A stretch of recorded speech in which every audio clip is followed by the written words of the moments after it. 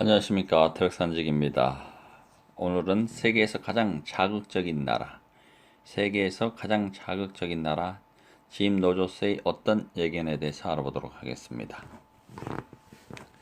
짐 노조스,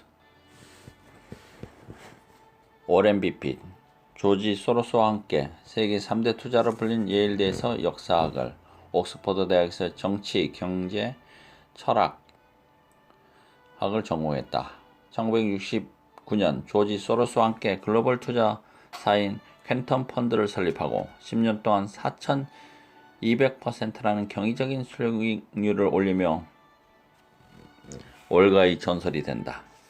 1980년 37살의 나이로 은퇴를 선언한 후 콜롬비아대 경영대학원 교수로 금융론을 가르쳤고 다수의 금융 관련 방송 프로그램을 진행했다.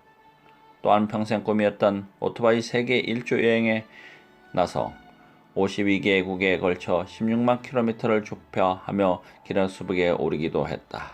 그는 지금 독자적인 투자 해안으로 리먼 사태, 중국의 대두, 트럼프 대통령 당선, 북한의 개방 문제에 이르기까지 수많은 예언을 적중시켰다.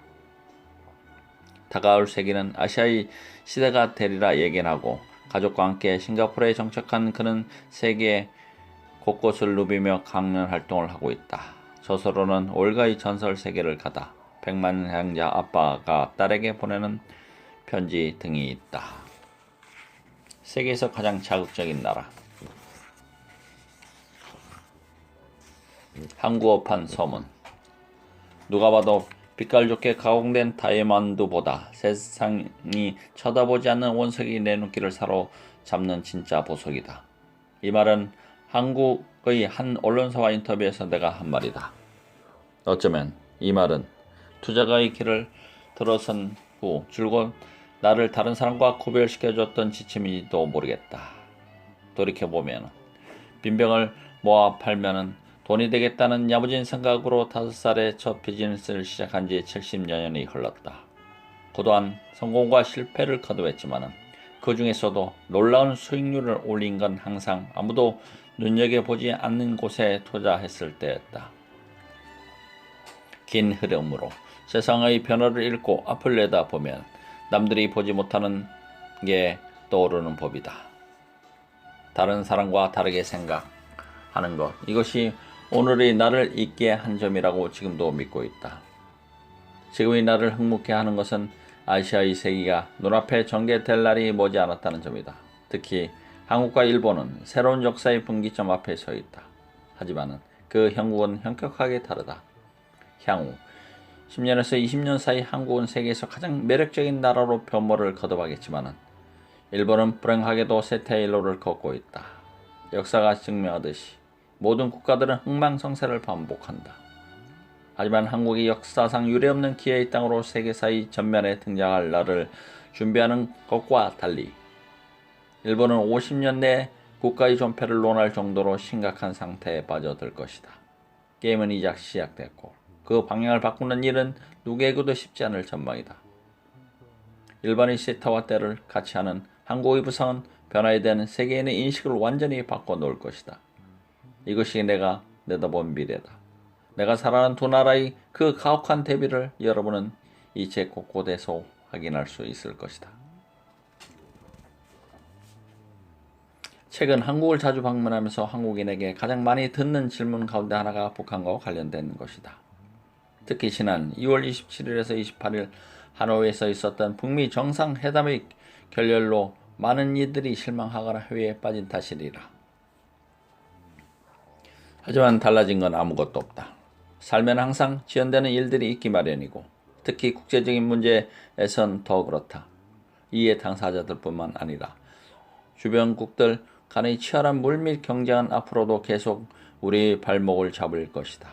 하지만 시대를 거스르는 어느 개인이나 집단의 욕망은 이미 시작된 역사의 도도한 흐름을 막을 수 없다. 아무도 깨닫지 못하는 사이에 일어난 미세한 진동은 눈덩이처럼 불어나 우리를 내달리게 한다. 역사에 입각해서 앞날을 잃는 것, 그것이 바로 이 책에서 내가 여러분에게 전하고자 하는 바다. 수년 안에 최악의 베어마켓 하락장이 지구촌을 덮칠 것이다. 베어마켓은 역사적으로 늘 존재했지만 이번에 닥칠 위기는 내 생애 최악의 사태로 치달을 가능성이 크다는 게 문제다.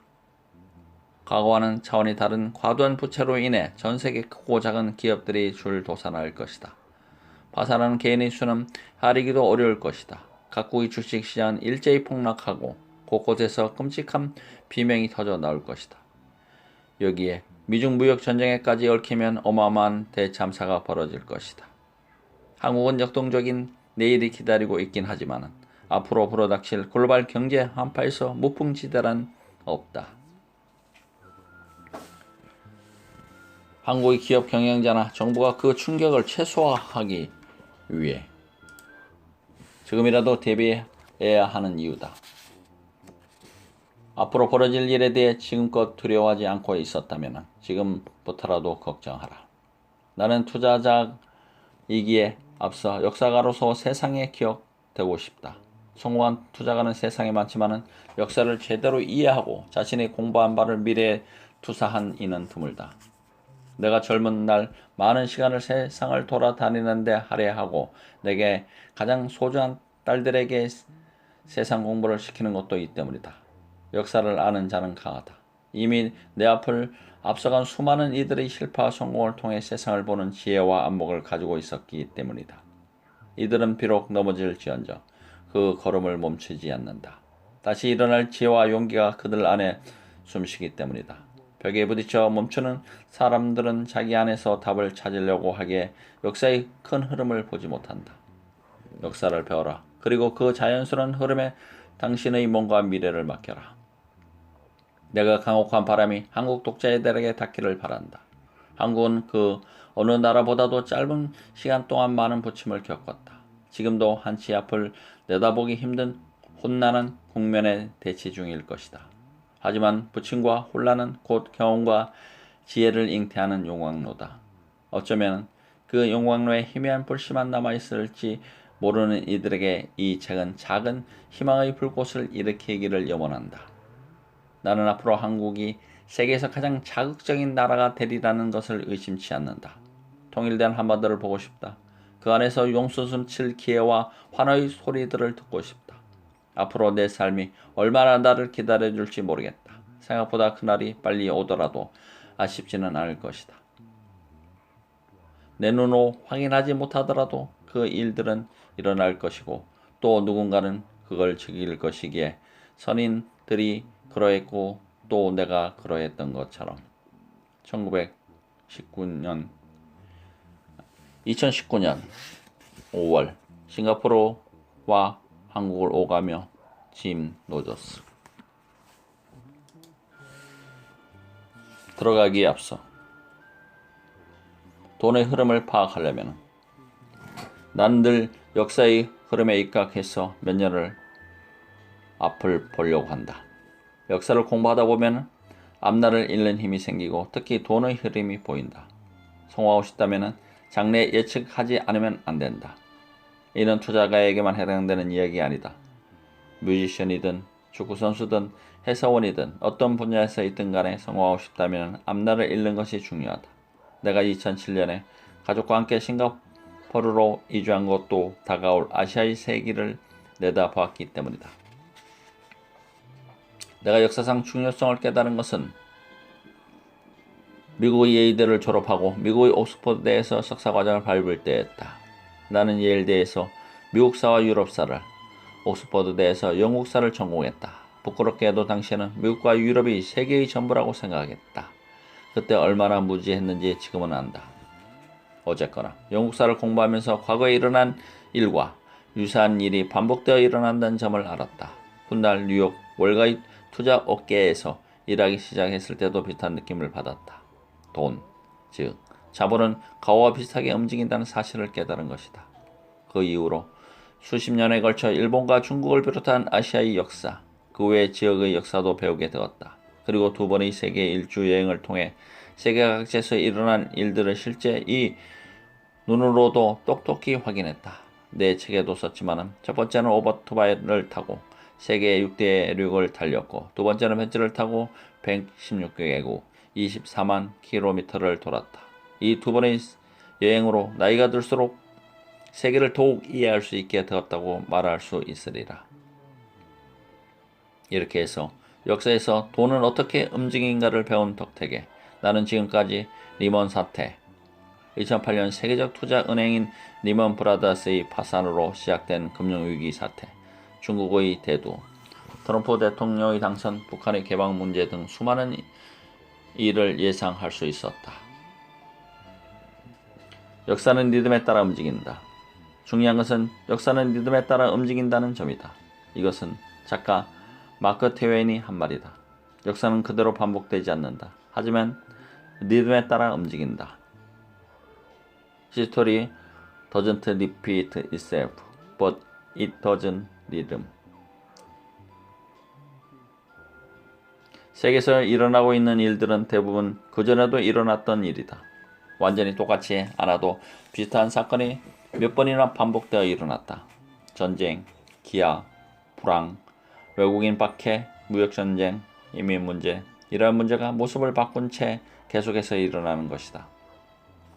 현재의 위산 문제가 과거에 어떤 식으로 일어난지를 알면 현재의 상황도 어느 정도 파악할 수 있다. 그것이 어떤 결말을 맞는지 흔히 역사는 되풀이 된다고 하는데 정말로 똑같이 되풀어 되지는 않는다. 리듬을 타듯이 조금씩 형태를 바꾸면서 반복을 계속하는 것이다. 가령 1990년대부터 2000년까지 미국에서 거품이 일어났다. 주택과 금융을 중심으로 자산 가치가 폭등하는 것이다. 부동산 업계에 종사하는 사람들은 아니나 다를까 이번에는 다르다고 말했다. 마침 그 무렵에 자산을 많이 보유하고 있던 일본인도 부동산을 사려고 지체 없이 뉴욕으로 날아갔다. 주택가격이 멈출 줄 모르고 폭등하자 더 오르리라고 기대한 것이다. 그렇게 미국 전체가 거품 공개로 호황을 누리자 경제지 월스트리트 저널에서조차 경제가 새로운 시대에 돌입했다고 보도했다. 뉴 이코노미라는 새로운 용어를 만들어냈을 정도다. 하지만 거품이 꺼진 후 뉴 이코노미라는 용어는 모든 지면에서 사라졌다. 별일 아니다. 미국이 경험한 것은 신경제도 뭐도 아닌 단순히 거품 경제였기 때문이다. 역사를 배운 사람이라면 지난번 거품 붕괴와 동일한 징후를 보인다는 것을 알았겠지만 100년 전 일어나는 미국의 거품 붕괴를 통해 배워야 하는 것. 그도 그럴 것이 약 80년 전에 미국은 이미 유사한 일을 겪었다. 1920년대 제1차 세계대전으로 황폐해진 유럽의 과거의 영광을 잃자 이를 대신하여 경쟁력을 얻은 곳이 미국이다. 중공업에 대한 투자 확대, 자동차 산업의 약진, 대량 생산, 대량 소비로 전례 없는 번영을 누리게 되면서 당시 31대 대통령인 허버트 후버는 이를 영원의 번영이라고 불렀다. 새 시대 황금의 20년대라는 말도 생겼다. 하지만 실제로 영원의 뭣도 아니었고 그저 거품 경기에 지나지 않았다. 아니나 다를까 머지않아 뉴욕 월가에서 주가가 폭락하고 그것이 1920년부터 시작된 경제 세계 대공황에 지대한 영향을 미쳤다. 일본에서도 1980년대 말 대형 거품이 일기 시작했다. 역사를 배운 사람이라면 누구나 거품임을 한눈에 알 수 있었다. 하지만 당시에 이걸 거품이라고 말하는 사람은 아무도 없었다. 일본인만이 아니라 외국인도 같은 견해였다. 일본만은 다르다. 거품이 아니야. 이번에야말로 다를 거라고 우겨댔다. 이번에는 달라 라는 말이 나오면 그것은 위험한 징후다. 투자하는 사람은 특히 주의하지 않으면 안 된다. 역사상 이번에는 달라라는 건 절대 없기 때문이다.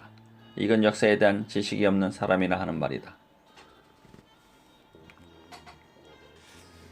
다른 사람과 똑같이 사고하지 말라. 변화에 대응하라. 다른 사람과 다르게 사고하면 이들이 보지 못한 것을 보게 된다. 그것은 성공으로 가는 첫 걸음이다. 만약에 주변 사람들이 자신의 생각을 무시하거나 비웃는다면 큰 기회를 잡았다고 생각하면 된다. 지금까지 다른 사람과 똑같이 행동해서 성공한 사람은 단 한 명도 없었기 때문이다. 그리고 무엇보다 리듬에 따라 변하는 시대의 흐름을 맞게 여러분도 변화할 수 있어야 한다. 시대가 어떻게 변하는지를 피부로 느끼고 거기에 순응하라는 말이다. 인간은 나이가 들면 변화에 잘 순응하지 못한다. 가령 여러분이 40대이고 이미 어느 정도 사회적 지위를 가졌다 해도 변화를 거부하면 언젠가는 그 자리를 잃게 될 것이다. 이 책에서 나는 역사에 입각해서 앞날을 읽고 시대에 순응하는 방법에 대해서 나름대로 설명했다. 이것이 독자 여러분에게도 도움이 된다면 더 바랄 게 없겠다.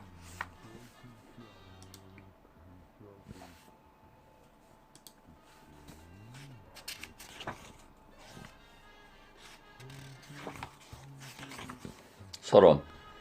바람은 아시아에서 불어온다. 단 그 바람에는 강약이 있다. 서론. 바람은 아시아에서 불어온다. 단 그 바람에는 강약이 있다. 미국의 시골에서 태어나 결코 유복하지 않은 소년 시절을 보낸 짐 노저스는 영국과 미국의 초일류 대학에서 역사를 배우며 사고력의 기초를 길렀다. 그 월가의 투자나에서 조지 소로스와 함께 전설의 헤지펀드 콘터 펀드를 설립하였던 것이다. 10년 만에 4200%라는 경이로운 수익을 올렸다. 미시적인 시점과 거시적인 시점 사이에서 돈의 흐름을 꿰뚫어 보는 이 희대의 투자가는 그 넓은 해안로 니먼 사태, 중국의 대도, 트루먼 대통령 당선, 북한의 개방 문제에 이르기까지 수많은 예상을 적중시켰다. 이 장에서는 그의 투자 철학과 함께 5년 후에 아시아에서 가장 행복한 나라는 어디인가를 고찰한다. 유튜브의 CEO 수전 워츠츠키는 미국의 경제잡지 포브스와의 인터뷰에서 5년 후 세계는 어떻게 변할까라는 기준으로 투자 판단을 내린다고 밝혔다. 이 장을 읽으면 미국의 경제 지도가 어떤 모습인지, 미래의 경제 지도가 어떤 모습인지 대략 파악할 수 있을 것이다. 니먼 사태, 트럼프 당선을 어떻게 적중시켰나? 앞에서 나는 역사로부터 돈의 흐름을 배운 덕분에 니먼 사태, 중국의 대두, 트럼프 대통령의 당선, 북한의 개방 문제 등 수많은 사건을 사전에 예상할 수 있었다고 말했다. 특히 니먼 사태를 먼저 1년 이상 예상하여 적중하여 적지 않은 이익을 올렸다. 어느 날 나는 주택 융자 업무를 담당하는 페이메이 미국의 2대 모기지 업체의 재무 상태가 이상하다는 것을 눈치챘다. 그래서 서둘러 이곳의 주식을 공매도 했다. 공매도는 가까운 시일에 주가가 내려가는 것을 예상하고 주식을 매도하는 방식을 가리킨다. 주식을 보유하고 있지 않는 사람이 주식을 빌려서 현재 시세로 일단 주식을 팔았다가 가격이 내린 시점에 다시 사서 빌린 주식을 갚는다. 이 차익에 이익이 생긴다. 페이메이만이 아니라 시티은행과 그 외 투자은행의 주식도 공매도했다. 그리고 텔레비전에 출연해서 주식시장이 이제 곧 붕괴될 것이라고 얘기했다. 주변의 투자가들과 금융위원회 소속 상원의원에게도 페이메이가 우리한테 사기치고 있으니 조심하라고 입이 닳도록 말했다. 하지만 내 말을 귀담아 듣는 사람은 아무도 없었다. 넌 참 이상해. 노저스는 결국 머리가 이상해졌어라고 수근거릴 뿐이었다. 머리가 이상해졌다는 소리를 들은 게 처음은 아니었다. 2016년에 도쿄에서 강연했을 때도 그랬다. 장차 북한이 대두될 것이다. 라고 발언했다가 왜 그렇게 북한 하냐고 수장하다고 체포당할 뻔한 적도 있다. 2년 후인 2018년 상황은 180도 달라졌다. 노저스가 북한에 대해 말했을 때는 머리가 이상하다고 생각했는데 지금 보니 그가 옳았다고 다들 말하는 것이다. 2010년 미국의 대통령 선거가 한창일 때도 생생하게 기억난다. 대통령 선거 뉴스를 보면서 아내와 두 딸에게 도널드 트럼프가 이길 거야 라고 단언했다가 얼마나 시탄을 받았는지 모른다. 나는 트럼프를 지지한 게 아니라 어디까지나 그가 이길 거라고 말한 것이었뿐이었는데 실제로 나는 그를 찍지도 않았다. 하지만 내 예상대로 그가 당선되었다. 투자에 성공하려면 역사를 배워라. 나는 이따금 맞는 말을 한다. 하지만 내가 맞는 말을 하면 사람들은 나를 미쳤다고 손가락질한다. 하지만 정말로 성공하고 싶다면 다른 사람과 다르게 사고해야 된다. 다른 사람과 똑같이 생각하면 크게 성공하지 못한다. 투자를 성공시키기 위해서는 역사를 배우라는 것이 내 원칙이다. 역사는 세계가 늘 변화하고 있음을 가르쳐준다. 늘 여러분이 예상을 뒤집는 사건이 일어난다.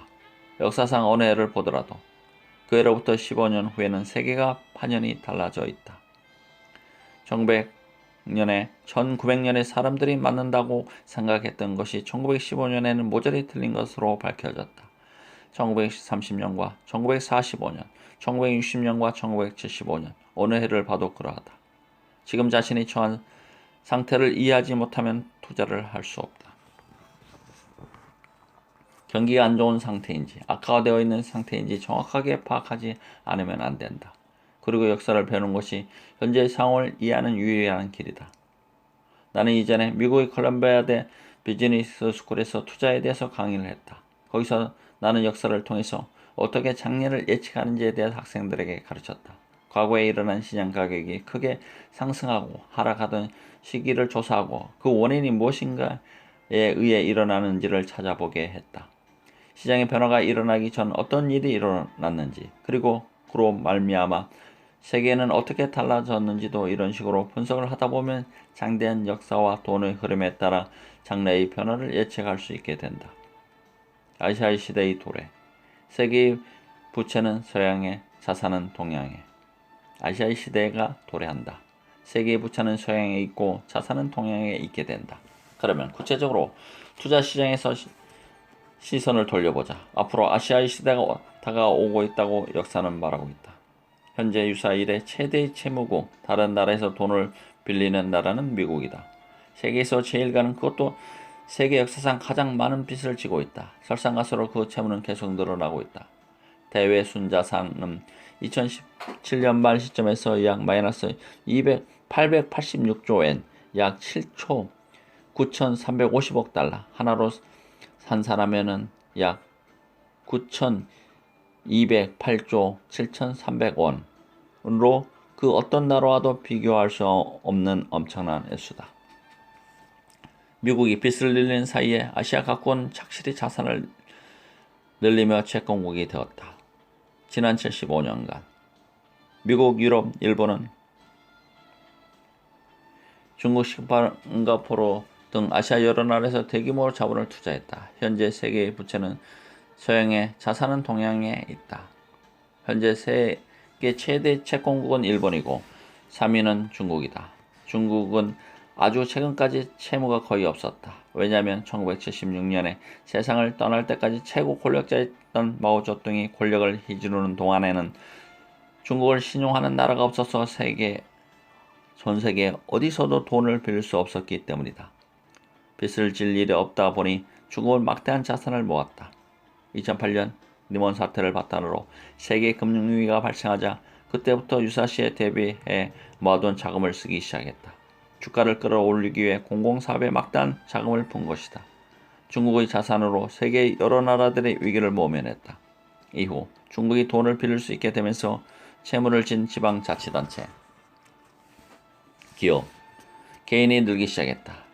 그래도 여전히 아주 큰 채권국이라는 사실에는 변함이 없다. 마찬가지로 한국도 같은 길을 걷고 있다. 과거에는 막대한 저축을 보유하고 있었으나 지난 10년에서 20년 사이에 빚이 늘었다. 특히 개인 빚이 증가하고 있다.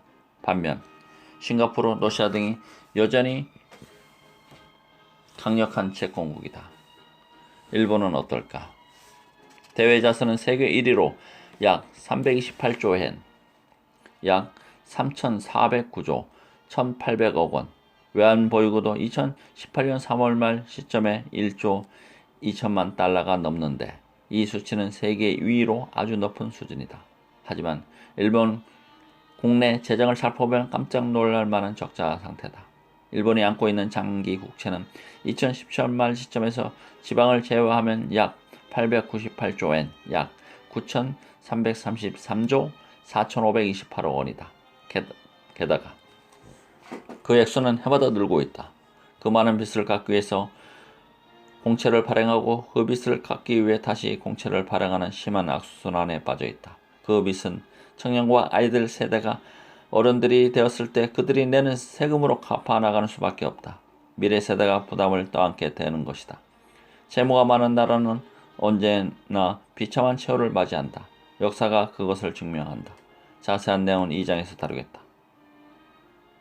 일본은 어떻게 해야 하나? 그러다 보니 일본의 장래를 우려하지 않을 수 없다. 정말로 걱정된다. 저출산, 고령화, 인구 감소에 이민자도 받지 않는다. 이러한 상황에서 고령자는 꾸준히 늘어서 사회보장비 등을 조달하기 위해 다시 국채를 발행한다. 1990년에 기록된 최악의 상태는 벗어났지만 일본의 장기 국채는 지난 10년 사이 증가 일로에 있다. 그 10년 사이에 인접한 아시아 나라들이 얼마나 힘이 컸는지를 감안하면 양자 간의 격차에 눈앞이 아득해진다. 아시아 전체는 막대한 자산을 보유하고 있는데 몇몇 아시아 국가, 특히 일본만 막대한 빚을 지게 되었다. 만약에 내가 10살짜리 일본인이라면 일본을 떠나 다른 나라에 가서 사는 것을 고려해 볼 것이다. 30년 후 40이 될 즈음에는 일본의 빚은 지금보다 더 불어나서 차마 눈뜨고 볼 수 없는 상황이 될 테니까 대체 누가 갚을 것인가? 국민이다. 아니면 달리 갚을 사람이 없다. 이어서 매수해야 할 나라는 여기다. 이어서 매수할 나라는 여기다. 지난 50년 사이 세계에서 가장 자극적인 나라는 일본이었다. 40년 사이에 싱가포르였고 30년 동안은 중국이었다. 그리고 앞으로 10년에서 20년간 한국, 북한의 통일 국가가 세계에서 가장 자극적인 나라가 될 것이다. 15년 전, 아니 10년 전만 해도 북한이라는 나라는 내게 전혀 관심의 대상이 아니었다. 하지만 지금은 북한에 대해 생각할 기회가 늘었다. 세계를 뒤흔들 큰 변화가 그 땅에서 막 일어나려 하기 때문이다. 머지않아 북한이 개방되고 한국과 통일되어 하나의 나라가 되면 통일된 양국은 세계에서 가장 자극적인 나라가 될 것이다. 한국은 일본과 마찬가지로 출산율 저하가 심각한 문제가 되고 있다. 남성은 너무 많은데 여성은 부족하다. 하지만 한반도가 통일되면 그 문제는 다소 해결될 것이다. 북한에는 청년 젊은 여성이 많다. 이들은 아이를 낳기를 주저하지 않는다. 한국과 일본에서 출산과 육아에 대한 의식이 변하면서 이것이 저출산의 요인이 되고 있으나 북한에서는 예전과 그리 달라지지 않았다. 극적으로 해결된다고는 볼 수 없지만 통일이 되면 한국의 저출산화하는 문제는 조금이나마 해결될 것이다. 적어도 똑같이 저출산 문제에 직면하고 있는 일본과 타이완, 싱가포르와 같은 인접국가보다는 개선될 것이다. 중국은 1979년부터 2015년까지 한자녀 정책이란 한심한 정책을 실시했었다. 그 정책이 폐기된 지금도 여파는 남아있다. 2017년 시점에서 중국의 출산율이 1.24에 그친 것이다. 이는 그렇지 않아도 낮은 일본의 출산율인 1.44, 2016년을 밑도는 수치다. 이대로 가다가는 중국은 낭패를 겪게 될 것이다. 한자녀 정책의 폐기만으로는 문제가 해결되지 않는다. 마음을 단단히 먹고 저출산한 문제를 해결해 나서지 않으면 안 된다. 한편 일본은 저출산 고령화 문제에 관해서는 세계의 최첨단을 달리고 있다. 기술력과 품질로 늘 세계를 주도해온 일본이지만 안 좋은 면에서도 세계 최고가 된 것이다. 전 세계가 일본의 미래를 마른 침을 삼키며 지켜보고 있다. 그 결과를 다른 나라가 보고 배울 수 있기 때문이다. 저출산 고령화 문제를 해결하면 일본은 세계에서 좋은 선례를 남기게 될 것이다. 이런 상황을 감안하여 5년 후 아시아에서 가장 행복한 나라는 한반도의 통일 국가가 될 것이다. 가장 번영한 나라이기 때문이다. 번영한 나라의 국민은 대체로 만족도가 높다. 취직에도 어려움이 없을 뿐더러 파산에 대해서도 고민할 필요가 없기 때문이다. 번영이 반드시 행복으로 직결된다고는 할 수 없다. 하지만 나라가 경제적으로 어려울 때 국민이 얼마나 행복한지는 역사가 가르쳐준다. 국민 스스로가 행복을 느끼지 못할 때는 제일 먼저 외국 이민자를 공격한다. 피부색과 언어가 다르고 종교도 음식도 다른 외국인에게 역겨운 냄새가 난다. 그들이 먹는 음식에도 고약한 냄새가 난다고 말이다. 반대로 번영하는 나라는 거의 반드시라고 해도 좋을 정도로 외국인 이민자를 받아들인다. 번영하면 마음의 여유가 생기고 타인에게 관대해지기 때문이다. 그래서 외국인을 받아들이면 이와 함께 다양성과 새로운 아이디어, 자본이 들어와서 그 나라는 더욱더 번영할 것이다. 사상 최악의 경제 공황이 온다. 역사는 이 밖에도 많은 것을 가르쳐준다. 가령 4년에서 8년 주기로 커다란 경제 문제가 발생한다는 설도 그중 하나다. 앞으로 1, 2년 사이에 내 평생 최악의 경제 위기가 발생할 것이다. 전 세계의 부채액이 사상 최악의 수치를 기록하기 때문이다. 여기에 미중 무역 전쟁까지 얽히면 어마어마한 대참사가 벌어질 것이다. 국제금융협회에 따르면 정부, 기업, 가계, 금융기관을 합친 전 세계 채무액은 2018년 3월 말 시점에서 247조 달러, 약 28경 6,520조에 이른다. 10년 전인 2008년 말과 비교하면 약 43% 75조나 달러나 증가했다. 75조 달러.